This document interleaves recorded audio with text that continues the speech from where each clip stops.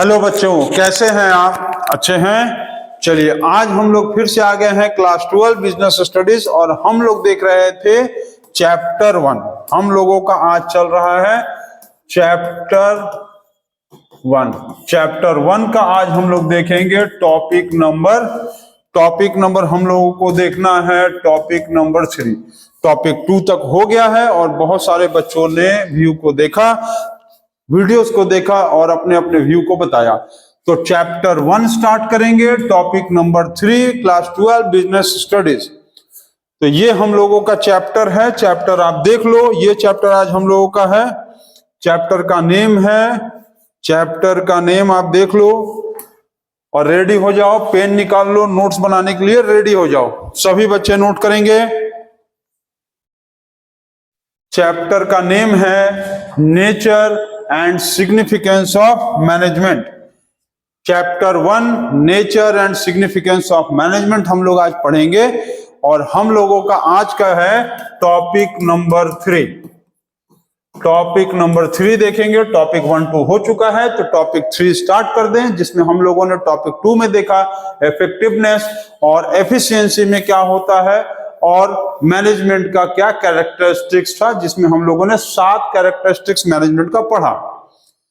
तो स्टार्ट कर दिया जाए। सभी बच्चे नोट्स की कॉपी निकाल लिए हैं और नोट्स अपना लिखते चलेंगे। नोट्स लिखे रहने से क्या होता है कि आपको चीजें समझने में बहुत आसान रहती है, आपका नोट्स बना रहता है, तो इजी वे में आप किसी चीज को समझ सकते हो। चलो, आज अब हम लोग पढ़ेंगे टॉपिक 3 चैप्टर 1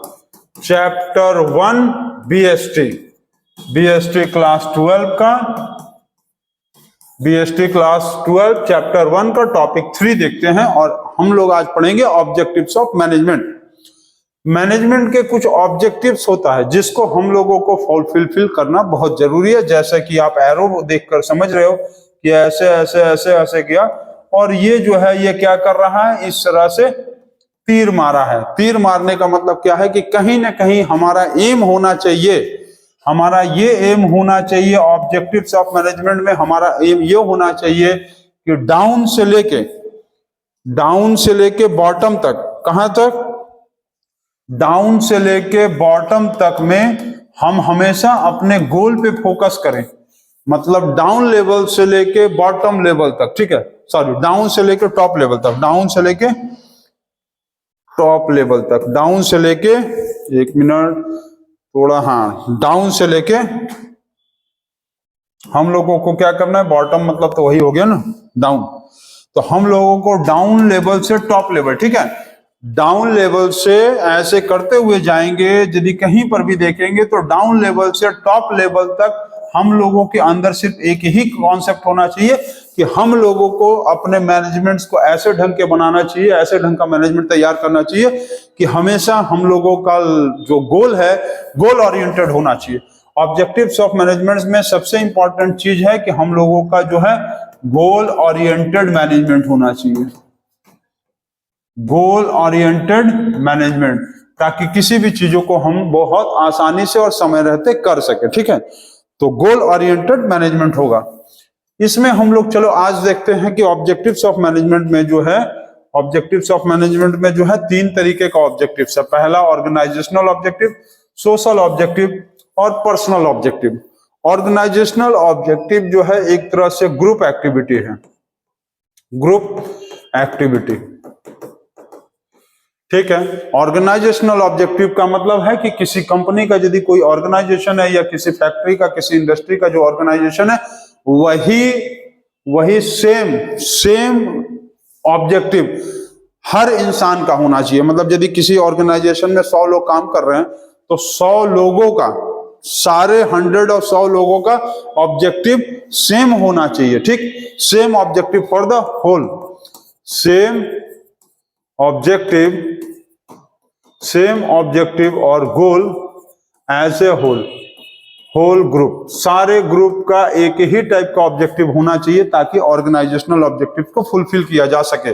सोशल ऑब्जेक्टिव्स का मतलब होता है वेलफेयर ऑब्जेक्टिव्स। मतलब ये कि हम लोगों को अपना मैनेजमेंट ऐसे ढंग से तैयार करना चाहिए कि हम लोग सोसाइटी के हर तरह के लोगों को कुछ ना कुछ दे सकें।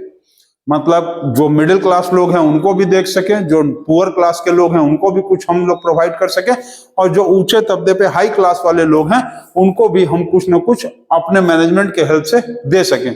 मतलब हर तरह के लोगों में हम लोग जा सके, उसको कहते हैं वेलफेयर ऑब्जेक्टिव्स। और उसमें कहीं ना कहीं हम लोगों को थोड़ा प्रॉफिट कम करके भी देना पड़े तो देना चाहिए। पर्सनल ऑब्जेक्टिव्स का मतलब होता है एम इन पर्सनल। मतलब हम किसी कंपनी इंडस्ट्री में यदि काम कर रहे हैं तो कंपनी और इंडस्ट्री का जो ऑब्जेक्टिव है वो तो ठीक है, उसको हम लेके चलेंगे, और हमारा एक अपना पर्सनल एम होना चाहिए। पर्सनल एम होना चाहिए हम लोगों को लाइफ में प्रमोशन मिले, ठीक है, वेल सेटिस्फाइड हम लोगों को वेल सेटिस्फाइड सैलरी मिले, और पोजीशन वेल पोजीशन हम लोगों को मिल सके, ठीक, और हम लोगों का सेल्फ रिस्पेक्ट भी हो। हम लोग जिस कंपनी में काम करें उसमें हम लोग को प्रमोशन मिले, हम लोग वेल सेटिस्फाइड सैलरी मिले, अच्छा खासा ठीक ठाक सैलरी मिले, वेल पोजीशन पे हो, अच्छे खासे पोजीशन पे हो, और सेल्फ रिस्पेक्ट भी हमारा बना रहे। ये हमारा पर्सनल ऑब्जेक्टिव है जो कि हम किसी भी मैनेजमेंट से चाहते हैं कि ये हो, ठीक है। अब इसमें हम लोग समझते हैं सबसे पहले हम लोग समझते हैं ऑर्गेनाइजेशनल ऑब्जेक्टिव को हम लोग कहेंगे इकोनॉमिक ऑब्जेक्टिव्स। इकोनॉमिक ऑब्जेक्टिव्स का मतलब होता है फॉर द प्रॉफिट या इनकम। हम लोगों का किसी भी ऑर्गेनाइजेशन जो है, कोई भी ऑर्गेनाइजेशन हो, कंपनी हो, फैक्ट्री हो, उसमें जो मैनेजमेंट है वो हमेशा ये चाहता है कि उसके ऑर्गेनाइजेशन में इकोनॉमिक ऑब्जेक्टिव में प्रॉफिट वाला सिस्टम हो ताकि वो ग्रोथ कर सके। क्योंकि प्रॉफिट नहीं होगा तो कंपनी बढ़ेगा नहीं, कंपनी नहीं बढ़ेगा तो ग्रोथ नहीं होगा, उसके सैलरी, उसके जो स्टाफ्स हो गए वो सेटिस्फाइड नहीं होंगे, उनको वो टाइम से सैलरी नहीं दे पाएगा। तो इकोनॉमिक ऑब्जेक्टिव्स का मतलब ही है कहीं ना कहीं उसका प्रॉफिट होना चाहिए। यदि उसका प्रॉफिट नहीं होगा तो उसका क्या होगा, ग्रोथ रुक जाएगा, उसका सर्वाइवल करना रुक जाएगा। मतलब क्या है, वो कंपनी फिर मार्केट में चल ही नहीं पाएगी, जिंदा ही नहीं रह पाएगी। अपने डेली वाले जो उसके महीने वाले जो खर्चे हैं वो जब तक वो अपने स्टाफ को देगा नहीं, सैलरी देगा नहीं, उसके यहाँ कौन काम करेगा। इसीलिए ये बहुत जरूरी है कि ऑर्गेनाइजेशनल ऑब्जेक्टिव में ये होता है कि किसी भी ऑर्गेनाइजेशन का मेन ऑब्जेक्टिव होता है इकोनॉमिक ऑब्जेक्टिव्स, जिसमें वो ये होता है कि कंपनी या इंडस्ट्री को प्रॉफिट होते रहे, ताकि वो प्रॉफिट होगा तो वो ग्रोथ भी करेगा, मतलब एक्सपेंशन भी करेगा। ग्रोथ का मतलब एक्सपेंशन ऑफ कंपनी, और वो अपने नए ब्रांचेस को खोल सकेगा, ठीक है, कंपनी, और new branches can be establish, नए ब्रांच जो है वो स्टैब्लिश हो पाएंगे। और सर्वाइवल का मतलब होगा कंपीट कर पाएगा, कंपीट,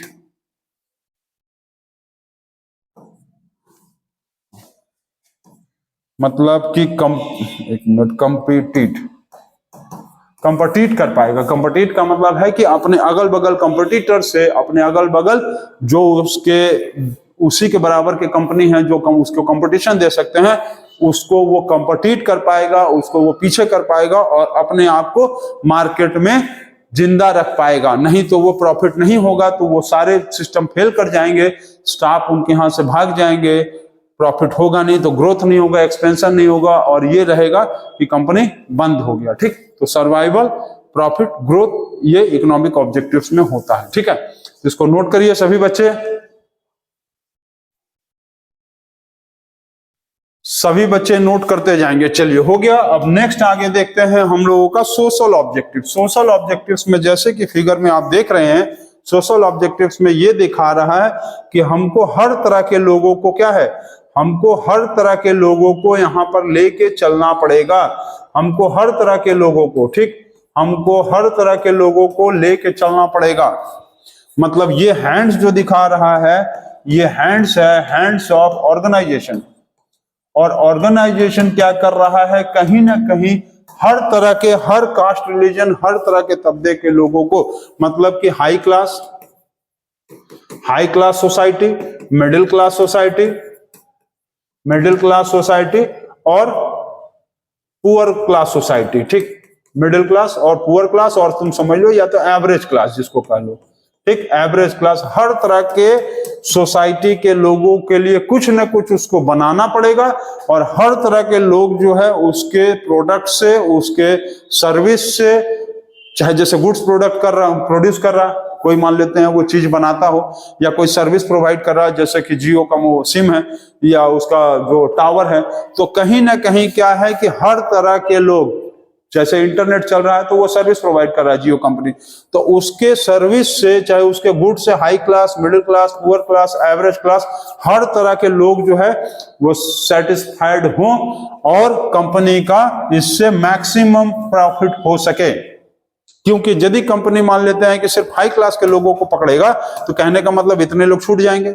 यदि कंपनी खाली पुअर क्लास के लोगों को पकड़ेगा तो इसका मतलब हाई क्लास और मिडिल क्लास वाले छूट जाएंगे। तो कंपनी का ये मोटिव होना चाहिए कि ज्यादा से ज्यादा हर वर्ग, all types of persons, all classifications of person, और हर टाइप के क्लास के लोगों को वो क्या कर सके, अपने सर्विस और अपने गुड से सेटिस्फाइड कर सके, जिससे कि वो और हैंड्स ऑफ ऑर्गेनाइजेशन सबको लेके एक साथ चल सके, ताकि उसका मैक्सिमम प्रॉफिट हो कंपनी या फैक्ट्री का। ठीक है, ये है सोशल ऑब्जेक्टिव्स। अच्छा, इसमें ये ध्यान देंगे, सोशल ऑब्जेक्टिव्स में बहुत ऐसी चीजें कि कोई भी ऐसी चीजें नहीं बनाएंगे जो कंपनी को नुकसान कर रहा हो, या वल्गरिटी फैला रहा हो, या सोसाइटी के हित का ना हो। जैसे कि शराब बेचने वाली जो कंपनियां हैं वो कहीं ना कहीं सोशल ऑब्जेक्टिव को फुलफिल नहीं कर रही है, जैसे कि अल्कोहल, टोबैको, ये सब कंपनीज जो है वो कहीं ना कहीं सोशल ऑब्जेक्टिव्स को सेटिस्फाइड नहीं कर रही है, क्योंकि ये प्रॉफिट तो मैक्सिमम कर रहा है, लेकिन ये हर तरह के सोसाइटी के लिए सर्विस नहीं प्रोवाइड कर रहा है, क्योंकि हर तरह का आदमी थोड़ी ना टोबैको और अल्कोहल पी रहा है या खा रहा है। इसीलिए ये दोनों, यदि देखा जाए अल्कोहल और टोबैको, ये सोशल ऑब्जेक्टिव्स को सेटिस्फाइड नहीं कर रही है। लेकिन यदि कोई कंपनी एजुकेशन प्रोवाइड कर रहा है, ऑनलाइन एजुकेशन प्रोवाइड कर रहा हो भी फ्री ऑफ कॉस्ट या मिनिमम कॉस्ट पे, तो कहीं ना कहीं ये एक सोशल ऑब्जेक्टिव्स को फुलफिल कर रहा है, क्योंकि इससे जो है हर तरह के लोग, जो हाई क्लास के लोग हैं, middle class, poor class, average class, हर तरह के लोगों को सेटिस्फेक्शन हो रहा है कि, और दूसरी चीज फ्री ऑफ कॉस्ट पे मिल रहा है, और उसको मिनिमम कॉस्ट पे दे रहा है, या तो बहुत कम फीस लेके पढ़ा रहा है। और क्योंकि वो ज्यादा से ज्यादा लोगों को जोड़ेगा, तो उसका प्रॉफिट भी अपना कंपनी या ऑनलाइन एजुकेशन वालों को क्या होगा, मैक्सिमम होगा। ये है सोशल ऑब्जेक्टिव। ठीक है, जैसे ये दोनों सोशल ऑब्जेक्टिव्स को फुलफिल नहीं किए। उसके बाद होता है पर्सनल ऑब्जेक्टिव्स, क्योंकि जैसा कि आप देख रहे हैं कि पर्सनल ऑब्जेक्टिव में यहाँ पर चाचा जी आए हैं, और ये जो चाचा जी हैं वो क्या हैं, एक इंसान है, एक ये मान लेते हैं कि कोई स्टाफ है, नेम है इनका चाचा जी जो है IIT जी का एग्जाम क्वालिफाई किए हैं। चाचा जी IIT और जी का एग्जाम क्वालिफाई किए हैं, और इनका सैलरी जो है ठीक ठाक है। अभी स्टार्टिंग की है, मान लेते हैं स्टार्ट की है जॉब। अभी ये नए IITian हैं जो IIT जी क्वालिफाई करके इनका पोस्टिंग हुआ, इनका प्लेसमेंट हो गया, और इनका प्लेसमेंट हुआ और इन्होंने जॉब को स्टार्ट किया। तो क्या चाहेंगे कि 10 साल तक वो, इनको मान लो स्टार्टिंग में 50,000 रुपीज मिल रहा है, इनको स्टार्टिंग में 50,000, इनको स्टार्टिंग में 50,000 यदि पर मंथ मिलेगा, तो ये क्या चाहेंगे कि 10 साल बाद भी इनको 50,000 महीना ही मिलता रहे? नहीं, क्योंकि इनका एक पर्सनल ऑब्जेक्टिव्स होगा मैनेजमेंट से, और मैनेजमेंट का भी एक ये ऑब्जेक्टिव होगा कि हम अपने हर पर्सनल स्टाफ को समय समय पे प्रमोशन दे सकें, समय समय पे उसका हम जो है एक सेल्फ रिस्पेक्ट पोजीशन बना सके वो ऑर्गेनाइजेशन में। समय समय पे क्या है कि उसको कुछ हम बोनस देंगे, समझिए हम क्या क्या कह रहे हैं, समय समय पे उसको हम क्या कहेंगे, प्रमोशन देंगे, समय समय पे उसको हम क्या कहेंगे, बोनस देंगे, प्रमोशन, बोनस। सेल्फ रिस्पेक्ट होगा उसका। सेल्फ रिस्पेक्ट होना का मतलब क्या है कि उसको कोई स्टाफ या तो उसका सीनियर स्टाफ उसको जैसे रे तुरे करके या तुम तम करके बात नहीं करेगा। दूसरी चीज होता है उसको वो सेल्फ सेटिस्फाइड हो, सेल्फ सेटिस्फैक्शन होना चाहिए, self satisfaction, self satisfaction, self satisfaction of job, self satisfaction of job हो। दूसरी चीज है कि समय समय पे अच्छे काम को करने पे उसको रिवार्ड देंगे। और भी बहुत सारी चीजें जो हम किसी भी पर्सनल एक स्टाफ को यदि देंगे तो कहीं ना कहीं एक मैनेजमेंट क्या कर रहा है, पर्सनल ऑब्जेक्टिव्स को उसके फुलफिल कर रहा है। और ये चाचा जी जो है वो मन लगाकर काम करेंगे और ये कहीं ना कहीं क्या करेंगे, इस ढंग से काम करेंगे कि ऑर्गेनाइजेशन का ग्रोथ हो। क्या हो? ऑर्गेनाइजेशन ग्रोथ करे और ऑर्गेनाइजेशन आगे बढ़े ताकि इनका भी और प्रमोशन हो सके। This is called as the personal objectives. ठीक है, जैसे लिखा है the management must reconcile the person's गोल।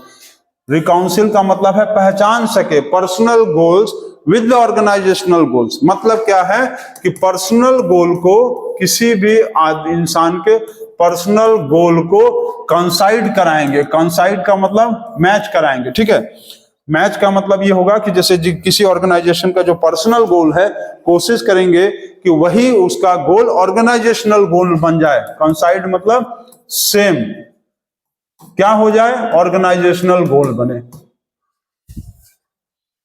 उसका पर्सनल जो गोल है वही जो है उसका ऑर्गेनाइजेशनल गोल हो। मतलब कि जो कंपनी का गोल है, जो कंपनी चाह रही है, वही चीज पर्सनल इंसान या पर्सनल चाचा जी भी चाहें कि कंपनी चाहती है कि हमारा ग्रोथ हो, तो चाचा जी भी चाहेंगे कि हमारा ग्रोथ हो। उसके लिए जब चाचा जी बहुत ज्यादा मेहनत करेंगे, बहुत ज्यादा काम करेंगे, कंपनी का ग्रोथ कराएंगे, तो उनका भी ग्रोथ होगा और company will be also in profit.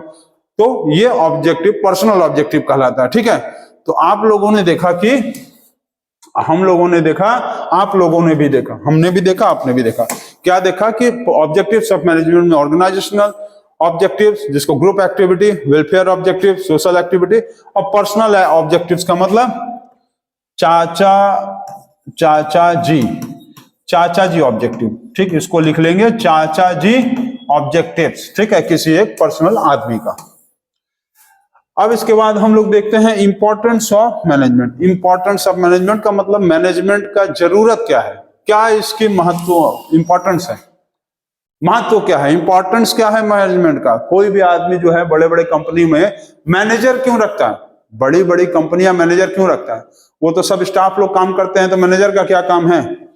यही होता है इंपॉर्टेंस ऑफ मैनेजमेंट। तो आप लोग नोट्स बना रहे हैं कि नहीं? सभी बच्चे नोट्स बनाते रहेंगे। मैं थोड़ा कैमरा चेक कर रहा हूं कि the camera is working its own work so that the recording can be very clarified to you.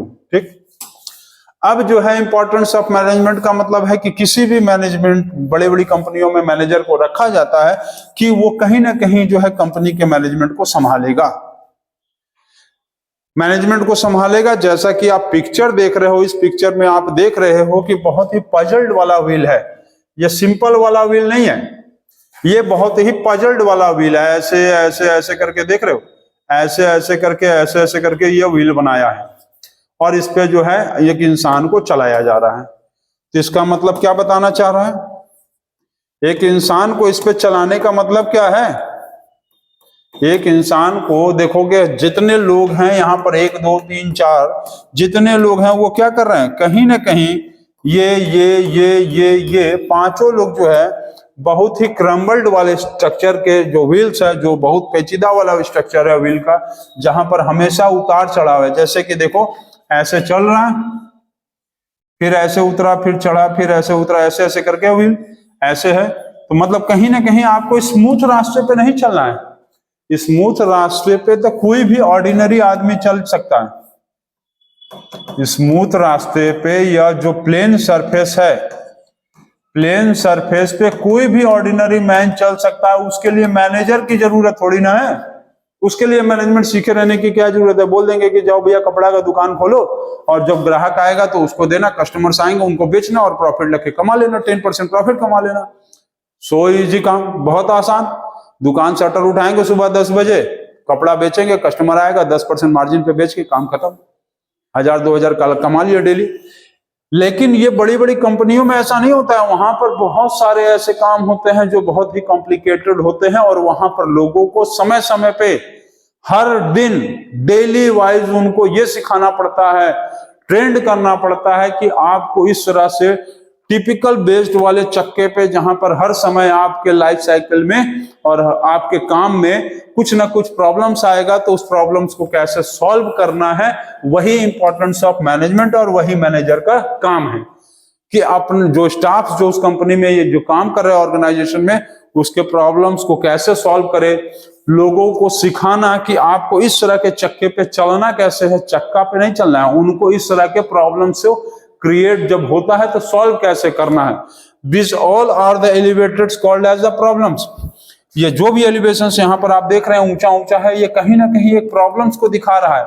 जब प्रॉब्लम्स आएगा तो आपको प्रॉब्लम्स को खत्म करना है, और आपस में देखोगे ये सारे जो व्हील्स हैं, ये सब व्हील्स क्या कर रहे हैं, ये व्हील ये व्हील ये व्हील ये व्हील सब आपस में इंटरलिंक होकर चल रहे हैं, और लोग इस पे आगे बढ़ रहे हैं, मतलब ऑर्गेनाइजेशन आगे बढ़ रहा है। ठीक है, तो यही काम मैनेजर का होता है और यही इंपॉर्टेंस ऑफ मैनेजमेंट है। अब दिया है इंपॉर्टेंस ऑफ मैनेजमेंट में, पहला आपको दिया हुआ है helps in achieving the group goals. जैसे कि फिगर में आप देख रहे हो यहाँ पर ग्रुप गोल 1 2 3 4 5, ये पांचों आदमी इस तरह के व्हील्स पे चल के कहीं ना कहीं ग्रुप वर्क कर रहा है, ना कि सोल वर्क। सोल वर्क क्या है? सोल वर्क का मतलब है सिंगल वर्क, सिंगल वर्क। अभी जैसे कि हम आपको ये चीजों को जो पढ़ा रहे हैं, तो हमारा ये सोल वर्क है। अब हमारे तरह से 10 टीचर को हम हायर करेंगे, और तब जाकर ये एक चैनल जो है, ये चैनल एक बहुत बड़ा चैनल बनकर उभरेगा, और उसके बाद उस पर सब्सक्राइबर्स का भीड़ लग जाएगा, लाइन लग जाएगा। That is called as the group work. अभी जो हम काम कर रहे हैं ये है सोल वर्क, क्योंकि हम ही आपको बीएसटी पढ़ा रहे हैं, मुझे ही दूसरा सब्जेक्ट पढ़ाना है, तो ये है सोल वर्क। और मैनेजमेंट में क्या करना है कि आपको मैनेजमेंट में सोल वर्क नहीं करना है, मैनेजमेंट में आपको करना है ग्रुप वर्क। ग्रुप वर्क में आपको मैनेजमेंट में करना है। ठीक है, यही होता है जो लिखा हुआ है यहां कि helps in achieving the group goals. Proper management of all the individuals in the organization is very essential for the accomplishment of the organizational objective. Accomplishment का मतलब होता है completion, किसी चीज को खत्म करना। ठीक, तो ये बता रहा है कि जब तक प्रॉपर मैनेजमेंट ना हो किसी भी ऑर्गेनाइजेशन में, और वो प्रॉपर मैनेजमेंट उसके हर इंडिविजुअल में, उसके हर इंडिविजुअल का मतलब उसके हर स्टाफ के अंदर वो नहीं आएगा। प्रॉपर मैनेजमेंट जब तक उसके हर स्टाफ, ऑल इंडिविजुअल्स के अंदर नहीं आएगा, तब तक कोई भी ऑर्गेनाइजेशन अपने ऑर्गेनाइजेशनल ऑब्जेक्टिव्स को पूरी तरह से कंप्लीट या फुलफिल नहीं कर पाएगा। इसलिए दिया है कि group goal is more important than the individual objectives. वहां पर अब यदि कंपनी में मान लेते हैं कि ये लोग बैठे हैं, इतने लोग डिस्कशन कर रहे हैं, ये सब लोग डिस्कस कर रहे हैं, और यहाँ पर ये कौन है? रेड वाला आदमी मैनेजर, क्योंकि इसको हमेशा गुस्सा आता रहता है। लाल दिखा दिया है तो ऐसा नहीं है। लाल इसलिए है क्योंकि ये असली माँ का लाल है, ये मदर्स रेड है, माँ का लाल मदर्स रेड है, इसलिए तो इसको हम लोग कहते हैं मिस्टर मैनेजर। MR मतलब मदर्स रेड, माँ का लाल, इसलिए तो इसको सैलरी सबसे ज्यादा मिलता है, इसलिए ये मैनेजर है, ना कि ये गुस्सा से लाल हो गया है चेहरा। समझ गए? ये है मैनेजर, मिस्टर मतलब मदर्स रेड, माँ का लाल, और इसको सैलरी ज्यादा इसलिए मिलता है क्योंकि ये सबको ग्रुप में एक लेके चलता है। अब इसमें से यदि मान लेते हैं कि ये दो हम्टी डम्टी ब्रदर्स कहते हैं, ये हम्टी और ये डम्टी, ये हम्टी और ये डम्पटी ब्रदर्स कहते हैं कि मुझे जो है अभी जाना है, क्योंकि मेरे घर पे कॉल आया है, मेरे घर में कुछ मेंबर्स आए हैं, रिलेटिव्स आए हैं, तो पूरे ग्रुप लोगों का जो है काम फेल हो जाएगा, क्योंकि हर एक यहाँ पर जितने लोग बैठे हैं सब लोगों को कुछ ना कुछ काम बटा है। अब यहां से 2 लोग यदि जाएंगे तो उनका काम तो फिर बैठेगा, उनका काम तो कोई करेगा नहीं। अब बाकी लोगों का काम भी उसके चलते क्या होता है? डिस्टर्ब होता है। जैसे घर मकान बनता है ना, मकान बिल्डिंग बन रहा है, तो वहां पर वायरिंग, पेंटर, डिस्टेम्पर करने वाले पेंटर, वायरिंग करने वाले इलेक्ट्रिशियन, प्लम्बर, ईंटा उठाने वाला मजदूर, मिस्त्री, सबका एक साथ जरूरत पड़ता है।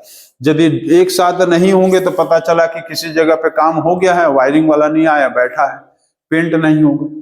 कहीं पर पता चला वायरिंग वाला आ गया है, पेंटर नहीं आया, बैठा रहेगा। तो आपको क्या करना पड़ेगा कि सब लोगों को एक साथ होना पड़ेगा, तब जाकर वो आपको बिल्डिंग कंप्लीट होगा।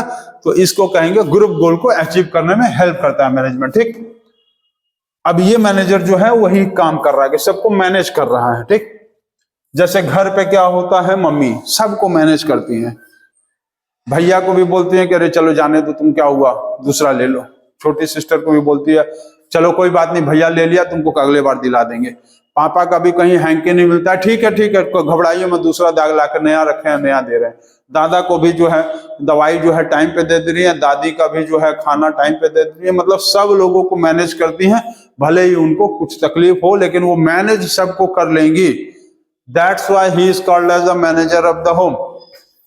समझ गए? अब इंक्रीजेस एफिशिएंसी। देखो अब क्या लिखा है कि management helps you achieve the goals with the minimum resources. Minimum resources से ही किसी चीज को करना तो एफिशिएंसी है। टॉपिक 2 में बताए हैं टॉपिक 2 में ये चीजें बताया गया था कि किसी भी चीज को मिनिमम रिसोर्सेस में करना ही तो एफिशिएंसी है, और कम समय में करना इफेक्टिवनेस था। यही बताया था ना, मिनिमम रिसोर्सेस का मतलब है कि मिनिमम कॉस्ट, मिनिमम रिसोर्सेस का मिनिमम कॉस्ट, किसी भी चीज को मिनिमम कॉस्ट पे करना ही तो एफिशिएंसी है, और मिनिमम टाइम में करना इफेक्टिवनेस था। अब यहां पर यदि हम लोग जो है कोई भी आदमी मिनिमम रिसोर्सेस में काम करेगा तो कहीं ना कहीं एफिशिएंसी अच्छा होगा। जब एफिशिएंसी अच्छा होगा तो रिजल्ट्स भी क्या होगा, रिजल्ट्स भी गुड आएगा। जब रिजल्ट्स गुड आएगा तो मैनेजमेंट का एफिशिएंसी बढ़ गया, और कहीं ना कहीं उसका गोल जो है, गुड रिजल्ट्स के कारण क्या होगा कि उसका गोल जो होगा वो बहुत ही आसानी से अचीव्ड हो जाएगा, इजीली अचीव्ड हो जाएगा। ठीक, यदि रिजल्ट्स उसका अच्छा आता है, मतलब क्या है कि मिनिमम रिसोर्सेज में यदि मिनिमम कॉस्ट में किसी चीज को बनाएगा तो एफिशिएंसी मतलब हाई है, एफिशिएंसी हाई तो गुड रिजल्ट आएगा, जल्दी से कर लेगा, कम पैसे में बना लेगा, तो उसका मतलब माल भी जल्दी जल्दी बिकेगा। तो किसी भी कंपनी का गोल होता है मैक्सिमम प्रॉफिट, तो उसका गोल भी अचीव होगा, मैक्सिमम प्रॉफिट करने लगेगा, तो इसका एफिशिएंसी हाई होना चाहिए मैनेजमेंट के इंपॉर्टेंस में। तीसरा दिया हुआ है कि creates a dynamic organization. Creates a dynamic organization का मतलब क्या है? क्रिएट्स अ डायनेमिक ऑर्गेनाइजेशन का मतलब है कि कंपनी कभी भी, कोई भी ऑर्गेनाइजेशन नहीं चाहता है कि हम हमेशा जो है स्टैटिक ऑर्गेनाइजेशन बना के चले। डायनेमिक का मतलब क्या होता है कि रोलिंग ऑर्गेनाइजेशन, हमेशा वो कुछ फेर बदल करता रहे, हमेशा जो है वो क्या करे, सर्कुलेट करता रहे। सर्कुलेट का मतलब फेर बदल करता रहे। फेर बदल का मतलब है कि किसी को प्रमोशन दे दिया, जो अच्छा काम कर रहा है उसको प्रमोट कर दिए, जो अच्छा काम नहीं कर रहा है उसको हम डिमोट कर दिए, मतलब नीचे ले आए। कोई बहुत अच्छा काम कर रहा है उसको प्रमोशन भी दे दिया, रिवार्ड भी दे दिए। कोई सबसे अच्छा काम कर रहा है तो उसको हम प्रमोशन भी दे दिए, रिवार्ड भी दे दिए, और 25-50 हजार रुपया दे दिए कि जाओ घूमो, थोड़ा जाओ, एक आध हफ्ते, एक महीने के लिए कहीं घूम के आओ। तो वो आदमी जब घूम के आएगा तो रिफ्रेश्ड होगा, and he will be more refreshed, and more refreshed persons makes new creative ideas. जब आदमी रिफ्रेश रहेगा ना तो वो नया क्रिएटिव आइडियाज करेगा, और जब नया क्रिएटिव आइडियाज करेगा तो कहीं ना कहीं कंपनी में ज्यादा से ज्यादा क्या करेगा, गोल को अचीव करने की कोशिश कराएगा। और वो इसलिए करेगा क्योंकि उसको भी रिवार्ड मिलेगा तो कंपनी को भी रिवार्ड मिलेगा, कंपनी मैक्सिमम प्रॉफिट करेगा और उसको भी अपना बोनस मिलेगा। इसलिए कोई भी मैनेजमेंट हमेशा ये चाहता है कि वो डायनेमिक ऑर्गेनाइजेशन में रहे, रोल करता रहे, सर्कुलेट करता रहे, फेर बदल करता रहे। लेकिन यदि कोई कंपनी ज्यादातर गवर्नमेंट ऑर्गेनाइजेशंस में क्या होता है, गवर्नमेंट ऑर्गेनाइजेशन में लोगों को पता होता है कि हमको जो है अब जॉब से कोई नहीं निकाल सकता, I will not be fired by any circumstances, हमको जॉब से नहीं निकाल सकते हैं लोग। इसलिए क्या होता है कि वहां जो काम होता है ना, वर्क, बहुत ही स्लो होता है, स्लो प्रोसेसिंग पे होता है, क्योंकि स्टैटिक मैनेजमेंट है, स्टैटिक ऑर्गेनाइजेशन है। पता है कि अब हमको यहां से तो निकालेगा नहीं, कोई जॉब से हटाएगा नहीं, तो लोग धीमे धीमे काम करते हैं और कंपनी जो है वो घाटे में चला जाती है। इसलिए ऑर्गेनाइजेशन में डायनेमिक ऑर्गेनाइजेशन होना जरूरी है, क्योंकि लोगों के अंदर ये पता रहे कि हमको अच्छा काम करने पर रिवार्ड मिलेगा और खराब काम करेंगे तो हमको डिमोट कर देंगे, या तो सीधा out, fire, you will be fired. Boss बोलेगा सुबह आते हैं कि भाई आप काम नहीं कर, you are fired, fired, fired, भागा काम, भाग जाओ यहां से, काम नहीं करना है तुमको।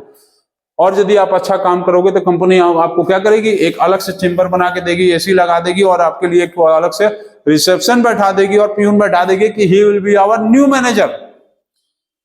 तो ये चीज आप ध्यान देंगे कि ऑर्गेनाइजेशन में स्टैटिक ऑर्गेनाइजेशन होना क्यों जरूरी है, सॉरी डायनेमिक ऑर्गेनाइजेशन होना क्यों जरूरी है। अब इसके बाद हम लोग देखते हैं helps in achieving the personal objectives. Personal objectives का मतलब क्या है, ये है गोल्स। किसका गोल है ये, ऑर्गेनाइजेशन का। ऑर्गेनाइजेशन का गोल क्या क्या होता था, मैक्सिमम प्रॉफिट हो, कम समय में कोई प्रोडक्ट्स बन जाए, प्रॉफिट मैक्सिमम हो, ठीक है, लोगों तक इजीली पहुंच जाए, लोगों तक सस्ते रेट पे पहुंच जाए, ठीक, ये सब गोल है ऑर्गेनाइजेशन का। हमारा गोल क्या है, अब हमारा गोल जो है, हमारा जो गोल है, माई गोल जो है, ये मेरा गोल कहलाएगा पर्सनल ऑब्जेक्टिव्स। तो पर्सनल ऑब्जेक्टिव में हम ये चाहेंगे कि हमको सैलरी अच्छा मिले, तो सैलरी आपको अच्छा तभी मिलेगी जब ऑर्गेनाइजेशन का गोल फुलफिल होगा, उसको ज्यादा प्रॉफिट होगा, ठीक। आप चाहोगे हमको रिवार्ड मिले, तो कंपनी को जब ज्यादा से ज्यादा कमाई होगा, ज्यादा से ज्यादा इनकम होगा, आपको रिवार्ड भी देगा, आपको बोनस भी देगा। आप चाहोगे कि हम जो है कंपनी जो है, आप कंपनी के लिए बहुत ज्यादा काम कर रहे हैं, आप 8 घंटे के बजाय 12 घंटा काम कर रहे हैं, तो कंपनी जो है आपको नया एक चेम्बर भी बना के दे देगी with AC and reception and peon. अब क्या हुआ कि कंपनी के लिए आप जो है कोई इंटरनेशनल प्रोजेक्ट लेके आए जिसमें कंपनी को 200 करोड़ रुपए का प्रॉफिट होने वाला है, तो कंपनी जो है आपको एक नया मैनेजर बना देगी। कंपनी आपको हो सकता है बोल दे कि you will be our new manager for Australia में उसकी भी कंपनी है, ऑस्ट्रेलिया में भी उसका सेंटर है, ब्रांच है, तो ऑस्ट्रेलिया का हो सकता है आपको, या न्यूजीलैंड का एक नया आपको ब्रांच मैनेजर बना दे। तो कहीं ना कहीं जो है, जो ऑर्गेनाइजेशंस का और गोल्स है होता है, उसको फुलफिल करने पे हमारा अपना पर्सनल मतलब माई गोल जो है वो भी फुलफिल होगा। और इसीलिए दिया है कि जो मैनेजमेंट है या गोल्स जो है ऑर्गेनाइजेशन का वो फुलफिल होगा, तो कहीं ना कहीं हमारा पर्सनल ऑब्जेक्टिव्स भी फुलफिल होगा। उसके बाद दिया हुआ 5th नंबर में कि helps in development of the society. Development of the society का मतलब क्या है कि यदि आप एक काम करो कि जैसे आप देखो, एक बहुत बड़े बड़े फ्लैट्स होते हैं, नोएडा, दिल्ली, पूना, बेंगलोर, वहां पर क्या होता है कि एक सोसाइटी होता है, और उस सोसाइटी में क्या होता है कि लोग जो है फ्लैट्स लेके रहते हैं। अब कहीं ना कहीं जो है वो कॉम्पिटेंट है, मतलब वो कहीं ना कहीं अपने आप के लिए कैपेबल है, और उनका एक सोसाइटी होता है वहां पर, और इसलिए सोसाइटी वो बनाते हैं कि वहां पर अच्छे लोग आ सके, वहां पर कोई रात में शराब ना पिए, रात में जो अगल बगल वहां गुटखा ना बिके, कार पार्किंग सीधा एकदम मतलब फ्लैट्स के अंदर तक आ जाए। फ्लैट्स के अंदर का मतलब है कि पार्किंग एरिया के अंदर आ जाए, कोई जो है नॉइज पॉल्यूशन, साउंड पॉल्यूशन ना हो, स्विमिंग पूल्स पे कोई भी बाहर का आदमी ना आ जाए, कैंपस के अंदर बच्चे जो है इजिली पार्क में खेल सकें, कोई बाहर का बच्चा या कोई बाहर वाले लोग उसमें आके ना डिस्टर्ब करें। तो वो क्यों करते हैं, वो इसलिए करते हैं कि उनका सोसाइटी जो है वो एक डेवलप्ड सोसाइटी हो जाए, और जो भी इस तरह का सोसाइटी डेवलप हो गया है वहां पर कहीं ना कहीं उस फ्लैट्स का रेट बहुत हाई होता है। तो कहीं ना कहीं यदि किसी भी जगह पे ऑर्गेनाइजेशंस यदि अच्छा डेवलप कर रहा है, तो इसका एक मतलब यह है कि कहीं ना कहीं वो एक सोसाइटी को डेवलप कर रहा है, और वो सोसाइटी एक डेवलप्ड सोसाइटी कहलाएगा। अब यदि मान लेते हैं कि आपको एक एग्जांपल समझाते हैं हम, आप जो है कहीं न है मुगल सराय में हो या बनारस में हो, ठीक, मुगल सराय या वाराणसी में, आप हम लोग इसी एरिया में हैं, ठीक है, वाराणसी या मुगल सराय एरिया में है। अब यहाँ पर क्या होता है कि एक आदमी, एक टीचर आया, वो पढ़ाना शुरू कर दिया, ऑफलाइन भी पढ़ा रहा है और वो ऑनलाइन भी पढ़ाना शुरू किया। अब अकेले यदि वो सिर्फ इस एरिया में ऐसा कर रहा है तो उसको बहुत सारा प्रॉब्लम्स फेस करना पड़ेगा, बहुत सारे टीचरों का बात भी सुनना पड़ेगा कि सर आप फ्री में ऑनलाइन डाल दे रहे हैं तो प्रॉब्लम होगा। लेकिन यही जो है, ढेर सारे टीचर आ गए, 100 टीचर्स आ गए।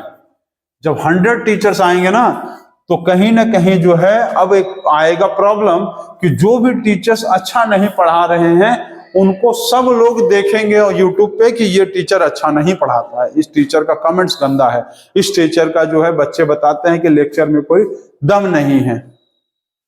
इससे क्या हुआ, 100 टीचर्स में से मान लेते हैं 100 टीचर्स में से 25 टीचर्स जो है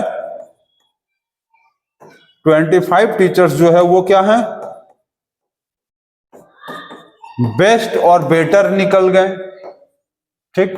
और जो बाकी बच गए मान लेते हैं 20 टीचर्स एवरेज हैं,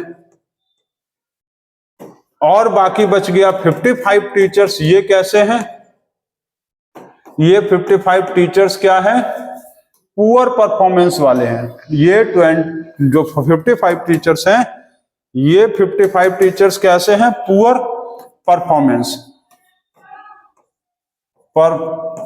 परफॉर्मेंस, ठीक। अब क्या हुआ कि ये जो 25 पुअर परफॉर्मेंस वाले हैं ना, इनको कहीं ना कहीं ये 55 टीचर्स कहीं ना कहीं आउट ऑफ मार्केट हो जाएंगे। आउट ऑफ मार्केट होने का मतलब इनका ऑफलाइन जो चल रहा था, ऑनलाइन के चलते ऑफलाइन और ऑनलाइन दोनों बंद हो गया। ऑफलाइन चल रहा था क्योंकि कुछ ही लोग देख रहे थे इनको पढ़ाते, ऑनलाइन में सब लोग देखने लगे, तो इसका मतलब क्या हुआ, इनका ऑफलाइन भी बंद हो गया और ऑनलाइन भी बंद हो गया। मतलब क्या हुआ कि मार्केट से अच्छे लोग, गंदे जो लोग हैं, जो खराब टीचर से नहीं पढ़ा रहे, वो फिल्टर हो गए। अब हमारे पास जो 45 बचेंगे, या तो हमारे पास बचेंगे बेस्ट या तो हमारे पास बचेंगे बेटर, और यही दोनों लोगों को मिलाकर जो है सोसाइटी में, इसको कहेंगे हम लोग डेवलप्ड सोसाइटी। इसी से हम लोगों का सोसाइटी डेवलप हो जाएगा। और उस दिन जो है कहीं ना कहीं मुगल सराय का एजुकेशन सिस्टम जो है वो अपने आप जो है वेरी बेस्ट हो जाएगा। हम इसको बेस्ट नहीं कहेंगे, इसको कहेंगे वेरी बेस्ट। तो ये बहुत जरूरी है कि जब तक मार्केट से जो पुअर परफॉर्मेंस करने वाले लोग हैं वो निकलेंगे नहीं, जब तक वो फिल्टर नहीं होंगे, कचरा बाहर नहीं होंगे, तब तक बेस्ट और बेटर को कोई पहचानेगा नहीं। और जब तक बेटर बेस्ट पहचाने नहीं जाएंगे तब तक उस सोसाइटी का डेवलपमेंट नहीं हो सकता है। यही चीज इसमें बताया है कि helps in development of the society. किसी भी ऑर्गेनाइजेशन में जब तक खराब लोगों को निकाला नहीं जाएगा, फिल्टर नहीं किया जाएगा, the society of the organization will not be develop. जिस दिन फिल्टर हो जाएगा, बेटर और बेस्ट बचेगा, सिर्फ बचेगा क्या, डेवलपमेंट सोसाइटी। और यही कोई ऑर्गेनाइजेशन चाहता है। इसीलिए सोसाइटी को अच्छे हाथों में चाहिए, सोसाइटी को बेस्ट या तो बेटर हैंड्स में रखिए। सोसाइटी को बेस्ट या बेटर हैंड्स में रखने की जरूरत है, ना कि पुअर परफॉर्मेंस वालों के हाथ में। पुअर परफॉर्मेंस वाले जो है वो सिर्फ इस चीज में बचाने में लगे रहते हैं कि कहीं ना कहीं हमारी चोरी पकड़ी ना जाए। ये बताया है helps in development of the society. तो आप इसके बाद ये देखोगे जो अभी हम लोग पढ़ रहे थे, यही हम लोग टॉपिक में, ये टॉपिक को हम लोगों ने देखा इंपॉर्टेंस ऑफ मैनेजमेंट में। पहला कि helps in achieving the group goals, increase efficiency, creates a dynamic organization, helps in achieving the personal objectives and helps in development of the society. तो आज आप लोगों ने देखा BST chapter 1 nature and significance of management का topic 3। तो topic 3 जो है कंप्लीट हो गया है। अब आगे हम लोग देखेंगे टॉपिक 4। टॉपिक 3 कंप्लीट, टॉपिक 4 देखेंगे। और सभी बच्चों से हम ये कहेंगे कि आप कमेंट जरूर करो कि हमारा लेक्चर्स थियोरेटिकल भी है प्लस प्रैक्टिकल बेस्ड है। सोसाइटी में जो चीजें बिजनेस में हो रही है हम वो भी बताते हैं, वो चीजें आपको कैसा लग रहा है। आप क्या चाहते हो कि हम थियोरेटिकली ही सिर्फ पढ़ाएं, सिर्फ आपको ट्रांसलेट करके समझा दें कि प्रैक्टिकल वे में जो चीजें बिजनेस में हो रहा है, ऑर्गेनाइजेशंस में हो रहा है, जो मैनेजमेंट्स में हो रहा है, वो भी पढ़ाएं? कमेंट जरूर करिए।